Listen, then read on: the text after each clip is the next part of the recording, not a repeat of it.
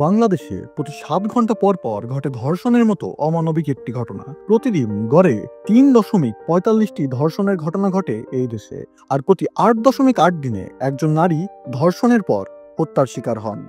Human rights support সোসাইটির তথ্য বলে, গত ৫ বছরে কমপক্ষে ১১,৭৫৮ জন নারী ও মেয়ে শিশু নির্যাতনের শিকার হয়েছে। এর মধ্যে ৬,৩০৫ জনকে ধর্ষণ করা হয়েছে, যাদের মধ্যে ৫৫%-এরও বেশি ছিল শিশু, যাদের বয়স ১৮ বছরের নিচে।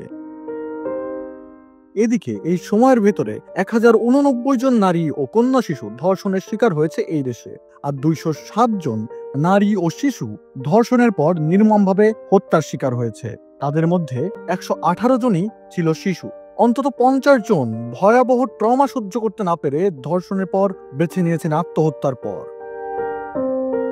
এবার আসি বিচার প্রসঙ্গে। প্রথম আলো বলছে ২০০১ থেকে ২০১৫ পর্যন্ত ৫,০০৩টি ধর্ষণের মামলার মধ্যে রায় হয়েছে মাত্র ১৮৩টির, আর সাজা শুধু ২৩ জনের। এই হিসেবে ধর্ষণের ঘটনায় রায় ঘোষণার হার মাত্র ৩.৬৬%। আর জেনে অবাক হবেন, অপরাধীর সাজা হবার সম্ভাবনা ০.৪৫% মাত্র।